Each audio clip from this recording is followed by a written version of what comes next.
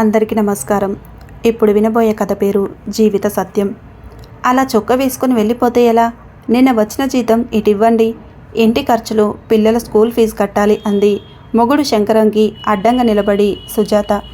జేబులో నుంచి 5,000 తీసి భార్యకి ఇచ్చి, ఇంతే ఉంది నా దగ్గర, జాగ్రత్తగా వాడు అంటున్న భర్తతో, ఇంతే ఉండటం ఏంటి, మీ జీతం 60,000గా అంది సుజాత.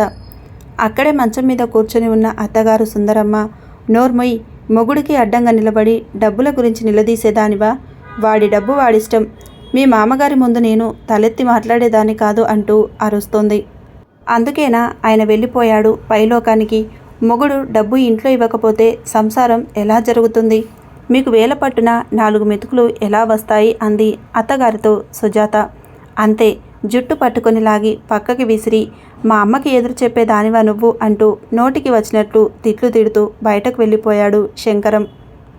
అలా ఏడుస్తూ కూర్చోకుండా లేచి ఏదో ఒకటి వండి నాకు తగలేయవే, అసలే షుగర్, పడిపోయి నీరసంగా ఉంది అని అంటున్న అత్తగారి వంక అసహ్యంగా చూసి మెల్లగా గోడ పట్టుకొని లేచి సంచి తీసుకొని బయటకు బయలుదేరింది. ఎక్కడికి పోతున్నావు, నా మాట వినిపించడం లేదా అంటున్న అత్తగారితో, నేను పిల్లలు మింగడానికి బియ్యం తెస్తాను అంది. ఓసిని పొగరు తగలయ్యా, అంటే నేను కూడా మింగటానికి అనేగా, ఏదో లేనింటి పిల్లని తెచ్చుకుంటే సర్దుకుపోతుంది అనుకుంటే మమ్మల్ని ఎదురించే స్టేజికి వచ్చావు. వాడు రాని నీ విషయం తేల్చివేస్తాను అని అంది సుందరమ్మ ముక్కు తుడుచుకుంటూ. రాత్రి 10 దాటిన తర్వాత ఇంటికి వచ్చాడు శంకరం. వంటగదిలోకి వెళ్ళి కంచంలో అన్నం పెట్టుకొని హాల్లోకి వచ్చి తల్లిని అడిగాడు, నువ్వు తిన్నావా అని. తిన్నాను, ఏడుస్తూ పెడితే ఏం వంట పడుతుంది అంది. అదేమిటి, ఉదయం డబ్బు ఇచ్చానుగా, సరుకులు తీసుకురాలేదా అన్నాడు. ఈ అర్ధరాత్రి ఎందుకురా గొడవ, రేపు మీ ఆవిడకు చెప్పు, అమ్మతో సవ్యంగా లేకపోతే నీ ఇంటికి పొమ్మని అంది సుందరమ్మ. అది ఇంటికి పోతే నీ కంచంలో అన్నం ఎలా వస్తుంది? నా పెళ్ళైన దగ్గర నుంచి నువ్వు మంచం దిగకుండా దానితోనే వండిస్తున్నావు అన్నాడు. నువ్వు కూడా మారిపోయావు నాయనా. అవునులే, రాత్రి అయ్యిందిగా అంటూ కూని రాగం తీసింది. తన గదిలోకి వెళ్ళి మంచం మీద పిల్లల పక్కన పడుకున్నాడు. ఎందుకు అలవాటయ్యిందో ఈ పేకాట, డబ్బులు పోవడమే గాని రావడం లేదు. ఈ ఊబిలో నుంచి బయటకు రాలేకపోతున్నాను అనుకుంటూ పిల్లల మీద చెయ్యి వేసుకొని నిద్రపోయాడు శంకరం. భారంగా తెల్లారింది. పిల్లల్ని స్కూల్కి పంపి భర్తకి లంచ్ బాక్స్ సర్ది టేబుల్ మీద పెట్టింది. ఇదిగో, నిన్న ఇచ్చిన డబ్బులో ఒక 1,000 రూపాయలు ఇవ్వు, సాయంత్రం తిరిగి ఇస్తాను అన్నాడు భార్యతో శంకరం. కిరాణా షాప్ వాడికి బాకీ తీర్చి ఈ నెలకి సరుకులు తెచ్చాను, నా దగ్గర 200 కంటే లేదు, ఇంకా పాలవాడికి డబ్బులు ఇవ్వాలి, మీరే ఏమన్నుంటే ఇవ్వండి అంది వంటగదిలో నుంచి బయటకు రాకుండా. ఎప్పుడు లేదని ఏడిపే అన్నాడు చిరాకుగా. అబ్బాయి, దానిని అడిగి ఉపయోగం ఏముందిరా, మరీ అంతగా డబ్బులు అవసరమైతే నా పెన్షన్లో నుంచి కొంత తీసుకో, అయినా నిన్ననే కదరా నీ జీతం వచ్చింది, అప్పుడే అయిపోయిందా అంది సుందరమ్మ. తల్లికి ఏం తెలుసు, ఆవిడ పెన్షన్ కూడా పేకాటలో పోయిందని అనుకుంటూ బయటకు వెళ్ళిపోయాడు. ఆ మాట అడిగినందుకేగా నన్ను మీరు నానా మాటలు అని మీ అబ్బాయి చేత కొట్టించారు, కొడుకు మీద ప్రేమతో మీ అబ్బాయిని మీరే నాశనం చేస్తున్నారు అంది అత్తగారితో సుజాత. నువ్వు కాలు పెట్టిన వేళ విశేషం వాడు ఇలా తయారయ్యాడు, అంతా నా కర్మ అంది సుందరమ్మ. ప్రతిరోజు ఏదో ఒక గొడవతో గడుస్తుంది. సుజాత ఆడపడుచులు తమ్ముడు శంకరంని ఏమీ అనలేక సుజాతకి కొంత డబ్బు సహాయం చేస్తున్నారు పిల్లల్ని చదివించుకోవడానికి. సుందరమ్మ అంటే ఆడపిల్లలకు కూడా అసహ్యం కలిగింది. తమ తల్లే తమ్ముడు చెడిపోవడానికి, వదినగారు బాధలు పడడానికి కారణం అని. శనివారం మీకు సెలవేగా, ఎక్కడికి బయలుదేరారు? ఈరోజైనా పిల్లలతో గడపాలని అనిపించదా అంది భర్తతో సుజాత. ఇంట్లో ఉంటే ఏముంది, నీ ఏడుపుగొట్టు మాటలు తప్ప, వాడికి డబ్బు బాకీ, వీడికి డబ్బుల బాకీ అని అనడం, అందుకే బయటకు పోతున్నా అన్నాడు. చూడండి, మీరు ఇలా జీతం మొత్తం ఖర్చు పెట్టుకొని ఇంట్లో 5,000 ఇస్తే ఈ సంసారం నడపడం కష్టంగా ఉంది. అందుకే మా అన్నయ్య వాళ్ళ ఆఫీస్లో చిన్న ఉద్యోగం ఉందట, అందులో జాయిన్ అవుతాను రేపు సోమవారం నుంచి. వచ్చే జీతంతో పిల్లలకి కడుపు నిండా భోజనం పెట్టగలుగుతాను అంది. మీ అన్నయ్య ఆఫీసు మన ఇంటి నుంచి 20 కిలోమీటర్లు, ఎలా వెళ్తావు? అక్కర్లేదు, ఇంట్లో ఉండు అన్నాడు శంకరం. పోనీలేరా, డబ్బు సంపాదన ఎంత కష్టమో దానికి తెలుస్తుంది, వెళ్ళని అంది సుందరమ్మ.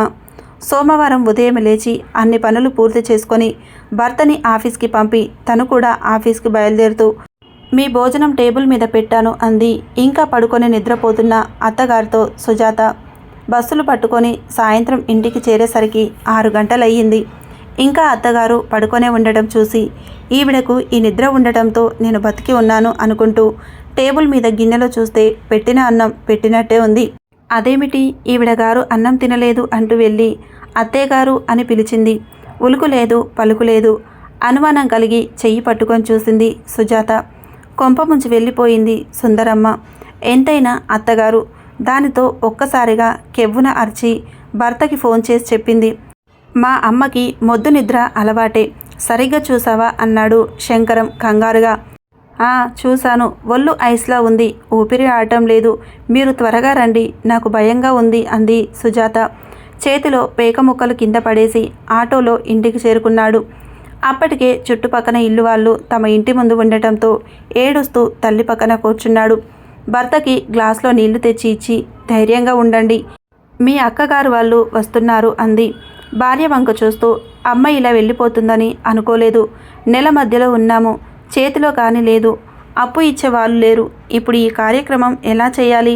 మా అక్కయ్యలని అడిగి చూడు, ఏమైనా డబ్బులు ఇవ్వగలరేమో, వాళ్ళకి కూడా బాధ్యత ఉందిగా అంటున్న భర్త వంక అత్తగారి వంక చూసి ఊపిరి ఉన్నంత వరకు నా ఊపిరి తీసింది. ఇలా శవంగా మారి తనకి చివరి కార్యక్రమం కోసం ఎదురు చూస్తుంది.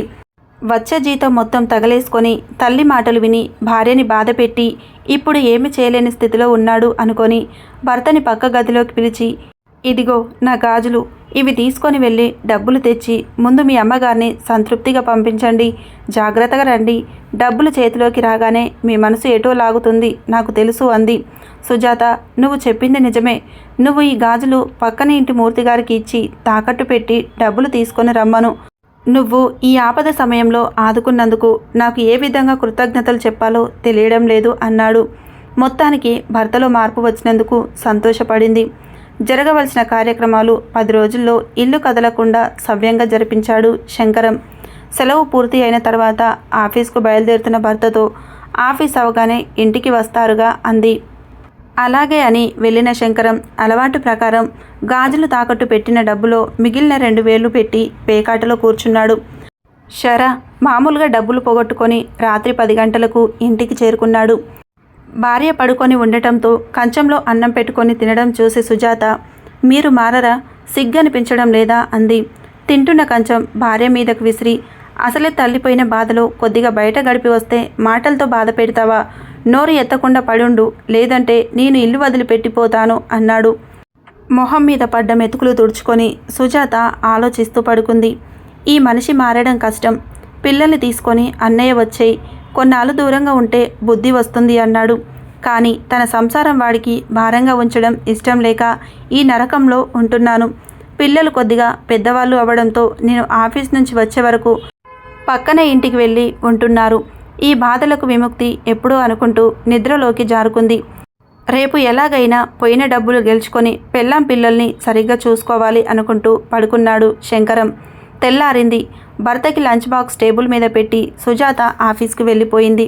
సాయంత్రం ఆఫీస్ నుంచి ఇంటికి వచ్చేసరికి భర్త ఇంట్లోనే ఉండటం చూసి ఆశ్చర్యంతో, మీరు ఆఫీస్కి వెళ్ళలేదా అని అడిగింది సుజాత. వెళ్ళాను, చేతిలో కానీ లేనప్పుడు అక్కడ ఉండి లాభం ఏముంది, డబ్బు లేనివాడు ఎందుకు కొరగాడు అని అర్థమయ్యింది. ఇన్నాళ్ళు నేను ఇచ్చే అరాకొర డబ్బులతో ఇల్లు ఎలా గడిపావో తలుచుకుంటే సిగ్గుగా ఉంది అన్నాడు శంకరం. ఇంట్లోకి వెళ్ళి కాళ్ళు కడుక్కొని వచ్చి వంటగదిలోకి వెళ్ళింది కాఫీ పెట్టడానికి. భర్త కాళ్ళు కాలిన పిల్లల ఇంట్లో అటు ఇటు అసహనంగా తిరగడం చూసి భర్త మనసులో ఏముందో తెలుసుకుందామని, ఎందుకు అలా అసహనంగా ఉన్నారు, నా దగ్గర ఉన్న 1000 రూపాయలు ఇవ్వమంటారా, మళ్ళీ వెళ్ళి ఆడుకుందరు గాని అంది. అప్పటి వరకు ఏదోలా ఉన్న శంకరం, నిజంగానే ఇస్తావా, ఈ ఒక్కరోజు ఆడి డబ్బులు సంపాదించుకొని వస్తాను అంటూ చెయ్యి చాపాడు. పర్సులో నుంచి డబ్బు తీసి భర్త చేతిలో పెట్టి, మీరు మారరు, ఇదే నా చివరి మాట మీతో అంది తిరిగి వంటగదిలోకి వెళ్ళిపోతూ. అలవాటు ప్రకారం అర్ధరాత్రి ఇంటికి చేరుకొని సోఫాలో పడుకొని నిద్రపోయాడు. తెల్లారింది. లేచి చూసిన శంకరంకి అప్పుడే భార్య ఆఫీస్కు తయారయ్యి ఉంది. మెల్లగా లేచి మొహం కడుక్కుంటూ అమ్మా అంటూ కుప్పకూలిపోయాడు. అది చూసి కంగారుగా భర్తని లేపి సోఫాలో కూర్చోబెట్టి ఏమైంది అంది. జవాబు ఇవ్వకుండా చెస్ట్ రుద్దుకుంటూ నొప్పిగా ఉంది అన్నాడు ఆయాసపడుతూ. చేతిలో ఉన్న బ్యాగ్ మంచం మీద పడేసి అన్నగారికి ఫోన్ చేసి విషయం చెప్పింది. భయపడకు, అంబులెన్స్ పంపుతున్నా, నేను మీ వదిన కూడా వస్తున్నాము అన్నాడు. 5 నిమిషాలలో అంబులెన్సు, ఆ తర్వాత 5 నిమిషాలలో అన్నగారు వాళ్ళు వచ్చేయడం. స్పృహ తప్పి ఉన్న శంకరంని హార్ట్ హాస్పిటల్కి తీసుకొని వెళ్లారు. ఐసీయూ నుంచి బయటకు వచ్చిన డాక్టర్ సుజాతతో చెప్పాడు, 3 బ్లాక్స్ ఉన్నాయి, త్వరగా ఆపరేషన్ చేయటం అవసరం, కొద్దిసేపట్లో రూమ్కి తీసుకొని వస్తారు. మీరు ఆపరేషన్కి ఓకే అంటే వెళ్ళి అకౌంట్ సెక్షన్లో ప్యాకేజ్ గురించి అడిగి తెలుసుకొని డబ్బులు కట్టండి అన్నాడు. డాక్టర్ గారి మాటలకు ఇప్పుడు ఆపరేషన్ అంటే డబ్బులు ఎక్కడి నుంచి తీసుకొని రావాలి, పోనీ ఇన్సూరెన్స్ ఉందా అంటే అది కూడా లేదు అనుకుంటూ భర్తను తీసుకువెళ్ళిన రూమ్కి వెళ్ళింది. మెల్లగా కళ్ళు తెరిచి డాక్టర్ ఆపరేషన్ అన్నాడు. నేను ఆపరేషన్ చేయించుకోను, ఇప్పటికే నీకు చేసిన అన్యాయం చాలు, ఇప్పుడు గుండెల్లో నొప్పి కూడా లేదు అన్నాడు. మీరు కంగారు పడకండి, మీకంటే నాకు ఏది ఎక్కువ కాదు, నేను అన్నయ్యని అడిగి ఎక్కడైనా అప్పు తీసుకోమని అడుగుతాను, భగవంతుడు ఉన్నాడు అంది భర్త చేయి పట్టుకొని సుజాత. భార్య మాటలు విన్న శంకరం, సుజాత నీకు నేనంటే అసహ్యంగా లేదా? నేను పేకాటలో డబ్బు బాగా సంపాదించి ఇల్లు కొనుక్కొని మనం హాయిగా ఉండాలి అని అనుకున్నాను, కానీ బురదలో దిగిపోయాను అని అనుకోలేదు. నిన్ను ఏడిపించినందుకు దేవుడు నాకు సరైన శిక్ష వేశాడు అన్నాడు కళ్ళ నిండా నీరుతో. బయట హోటల్ నుంచి టిఫిన్ తీసుకుని వచ్చిన సుజాత అన్నగారు, చెల్లెలు బావగారు ఏదో మాట్లాడుకోవడం చూసి గుమ్మం దగ్గర ఆగిపోయాడు. అన్నగారి చేతిలో నుంచి టిఫిన్ ప్యాకెట్ తీసుకొని టేబుల్ మీద పెట్టి అన్నగారిని తీసుకొని వరండాలోకి వెళ్ళి డబ్బు గురించి చెప్పింది. ఒక్కసారి ఆలోచించి, సుజాత, నాన్న నీకు రాసిచ్చిన పొలం మీ ఆయన బలవంతంగా అమ్మకానికి పెట్టినప్పుడు ఆ పొలం నేను కొన్నానుగా, గుర్తుందిగా? అది నేను కొనుక్కున్న నీ పొలమే, దాని మీద డబ్బు అప్పు తీసుకుందాం, బావగారి ఆరోగ్యం ముఖ్యం మనకి అన్నాడు. అన్నయ్య, నీకు అంత నాన్న పోలిక వచ్చింది, ఇంత మంచితనం మా మీద చూపిస్తున్నావు, ముందు ఈ గంటం గట్టెక్కితే ఆ బాకి మీ బావగారు తీరుస్తారని నమ్మకంగా ఉంది. ఇంత దెబ్బ తగిలిన తర్వాత ఆయనలో పూర్తిగా మార్పు వచ్చింది అంది సుజాత.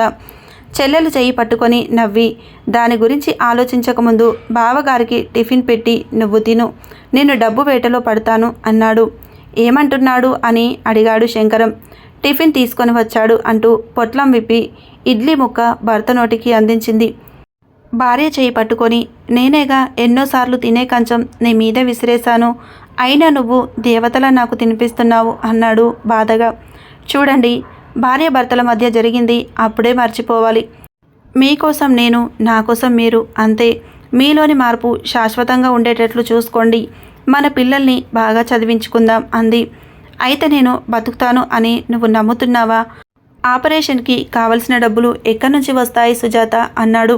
మీ బావమరిది అన్ని చూసుకుంటాడు, మీరు మళ్ళీ ఆఫీస్కి వెళ్ళి ప్రతి నెల మీ జీతం నుంచి బాకీ తీరుస్తారు, అనవసరంగా ఆలోచించక విశ్రాంతి తీసుకోండి అంది. 3 రోజుల తర్వాత ఆపరేషన్ అయ్యి రూమ్లోకి తిరిగి వచ్చాడు శంకరం. సుజాత అన్నగారు బావగారి దగ్గర కూర్చొని సేవలు చేస్తున్నారు. 1 నెల రోజుల తర్వాత ఆఫీస్కి వెళ్ళవచ్చమ్మా, లేటెస్ట్ టెక్నాలజీతో ఆపరేషన్ చేయడం వలన కుట్లు ఎక్కువ పడలేదు అని చెప్పి శంకరంని డిశ్చార్జ్ చేశారు. బలమైన ఆహారం, టైముకి మందులు ఇచ్చేది సుజాత. త్వరగానే కోలుకున్నాడు శంకరం. ఈరోజు మీరు ఆఫీస్కి ఆటోలో వెళ్ళండి, లంచ్ కాగానే మందులు వేసుకోండి అని భర్తకు జాగ్రత్తలు చెప్పి తను ఆఫీస్కు వెళ్ళిపోయింది. ఆఫీస్లో మిత్రులు కనిపించగానే మళ్ళీ పాత అలవాటికి లొంగిపోతాడేమో అని అనుకుంది. సాయంత్రం 4 గంటలకు తనకి భర్త నుంచి ఫోన్ రావడంతో కంగారుగా హలో అంది. నేనే మాట్లాడుతున్నాను, సాయంత్రం త్వరగా వస్తే ఫస్ట్ షో సినిమాకి వెళ్దాం అన్నాడు. అలాగే వచ్చేస్తాను, మీరు వస్తారా అన్నమాట ప్రకారం అంది. జీవిత సత్యం బోధపడింది, ఇక మన జీవితం ఆనందంగా గడిచేలా ఉంటాను అన్నాడు శంకరం. చూశారు కదండి, ఈ కథ మీకు నచ్చితే ఒక్క లైక్ చేయండి. కథపైన మీ అభిప్రాయాన్ని కామెంట్లో తెలియజేయండి. కొత్తగా ఎవరైనా చూస్తున్నట్లయితే ఛానల్ సబ్స్క్రైబ్ చేసుకోండి. Thank you for watching.